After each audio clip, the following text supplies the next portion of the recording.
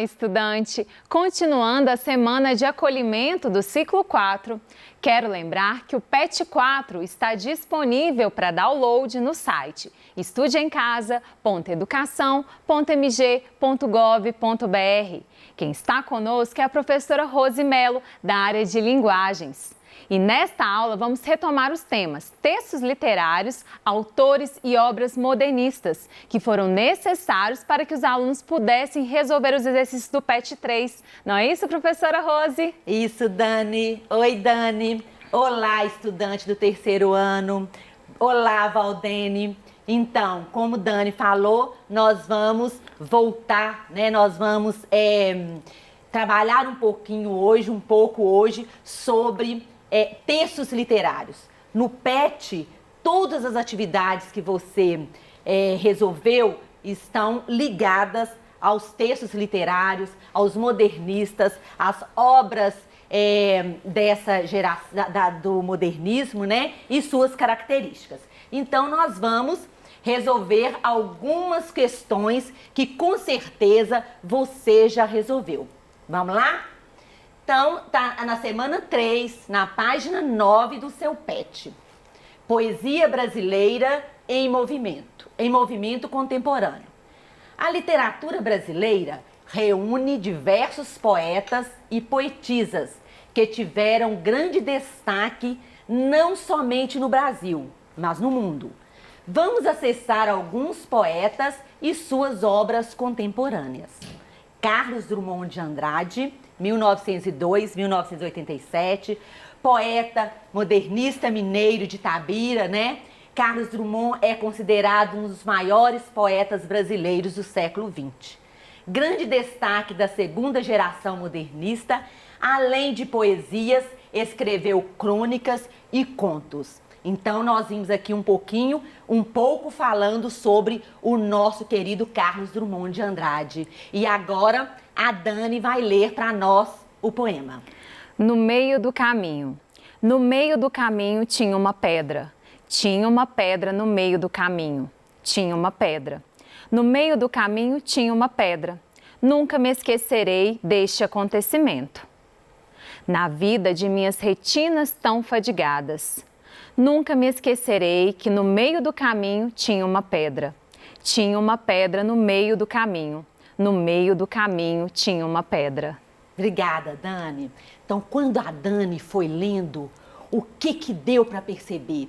O tempo inteiro ecoou no meio do caminho. Então, a primeira coisa que dá para notar aí é que o autor, o Carlos Drummond de Andrade, ele usou muito a repetição. No meio do caminho tinha uma pedra.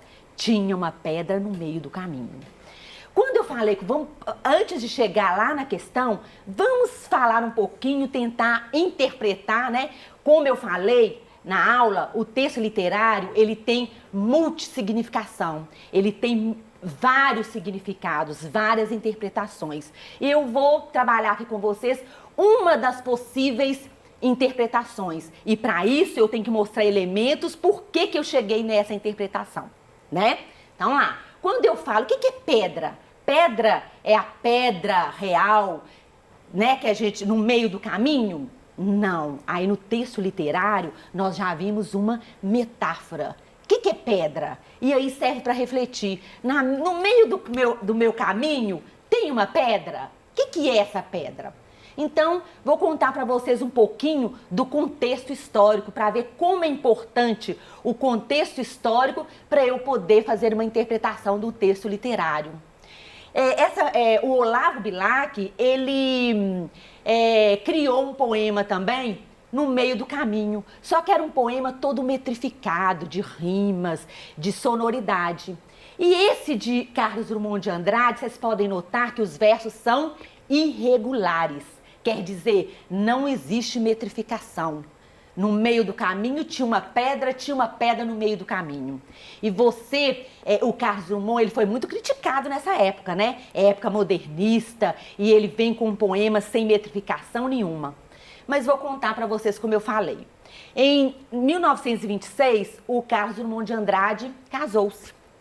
E E no ano seguinte, ele teve um filho, mas o filho viveu meia hora e faleceu.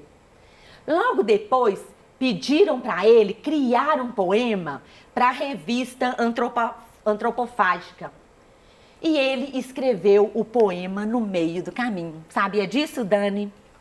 Ele escreveu esse poema e mandou para ser publicado. Só que esse poema ele escreveu em 27 e só foi publicado em 28. Então, qual é a pedra no meio do caminho do Carlos Drummond? Ele tinha acabado de perder um filho. Então, o que é pedra? Pedra no meio do caminho são os obstáculos que aparecem todos os dias. E isso é o que mais acontece na nossa vida, não é isso? As pedras, os obstáculos que nós precisamos de ultrapassá-las e de vencê-las. E Carlos Drummond de Andrade, aí vou contar outra coisa. Tem uma figura que chama hipértese. E o que é hipértese? É trocar letras. Então, da palavra pedra é a palavra perda. Trocou simplesmente o D e o R. Então, esta é uma das possíveis interpretações do poema de Carlos Drummond de Andrade, que é famosíssimo, né? Claro que ou várias interpretações, se você for pesquisar, você vai achar várias interpretações, mas todas essas nesse sentido.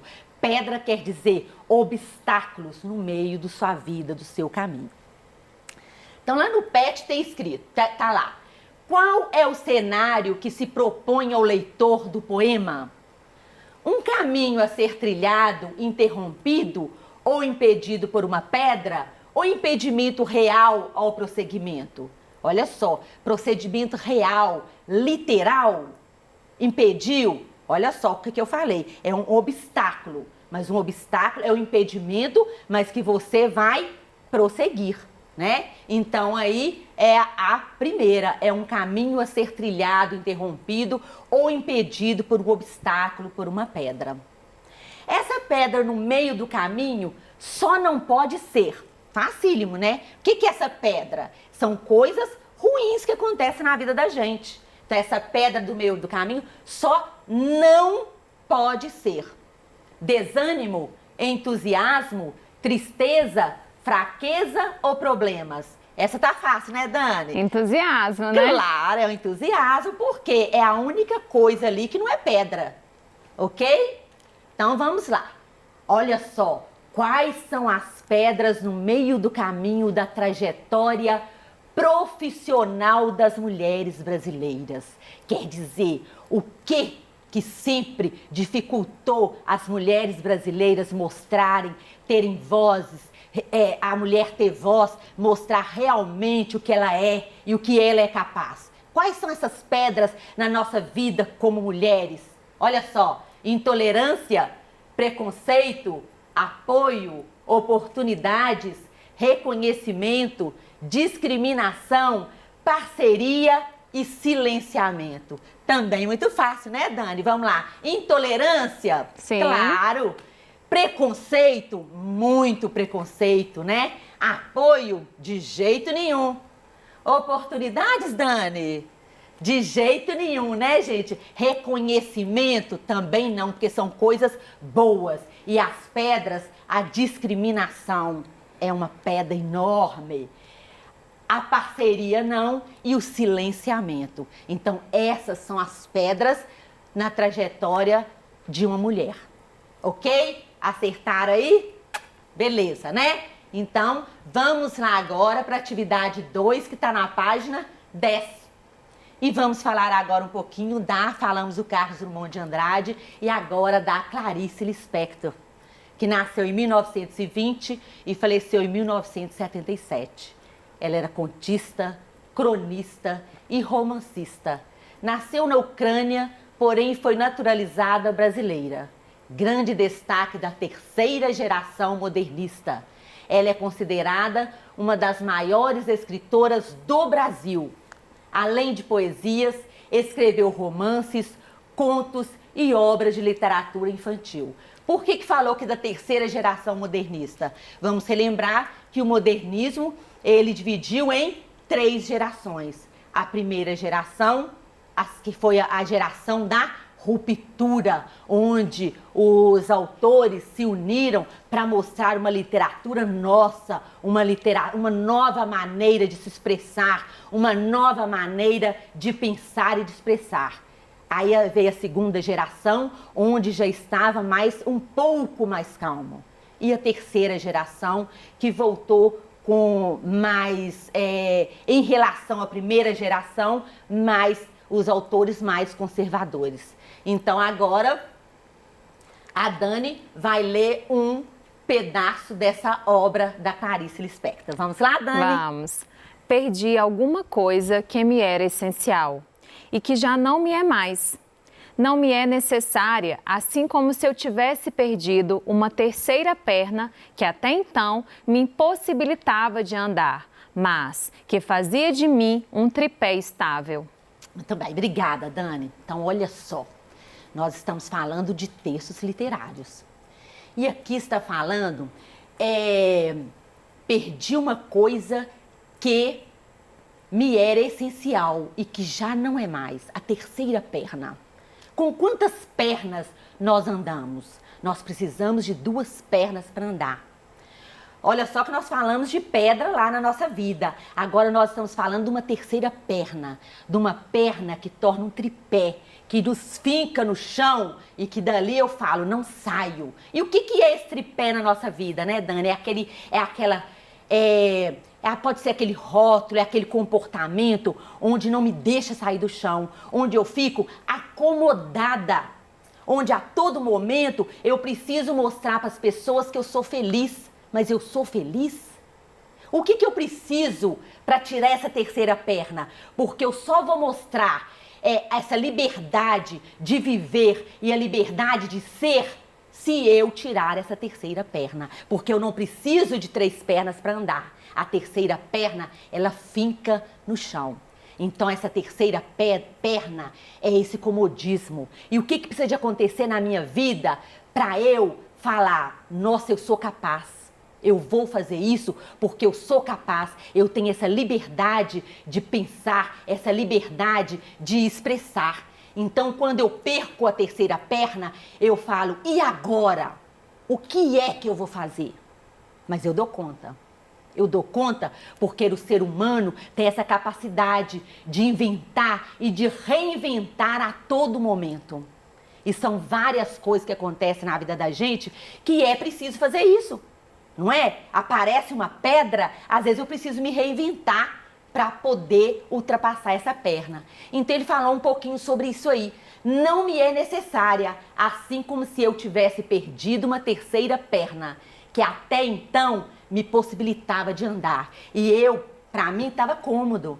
A mudança, né, ela cria a mudança causa medo no ser humano, não é isso? Vamos lá na pergunta agora, ok? A partir da leitura do trecho do romance A Paixão Segundo GH, de Clarice Lispector, faça uma reflexão a respeito das mudanças impostas pela pandemia de Covid-19 na vida da população. Nossa, hein, Dani? Imagina! É um desafio que nós estamos vivendo aqui. Isso que eu ia falar. Olha aqui o desafio, uma aula, uma teleaula, uma aula online. Eu gravando uma aula, professora acostumada com alunos, né, Dani? Uma interação, você estudante tendo que assistir uma aula online. Que desafio! Mas demos conta. Cada dia é um dia, cada dia nós crescemos e mudamos e falamos, eu sou capaz. Não é isso? Esse é um grande obstáculo e foi uma coisa que nós conseguimos, que está aqui, ó, pertinho. Fora isso, são várias reflexões nessa terceira perna que estava fincada e que às vezes eu pensava, você pensava, ótimo, eu sou feliz e eu sou assim e não queria mudar nunca. Não é isso? Então, claro que essa é uma resposta pessoal, você pode colocar a reflexão que cada um vai fazer a respeito dessas mudanças impostas, nessa mudança desse tempo inteiro, desse ano, que nós imaginávamos que iríamos passar. E, então, eu coloquei aqui uma resposta, tá? mas dentro dela você, claro que colocou com as suas palavras, ok? Vamos lá, Dani? Vamos. O trecho citado traz uma reflexão crítica sobre o comportamento humano, acostumar-se e até se achar dependente de algo. Quando isso é retirado de nós, percebemos que somos capazes de nos adaptar.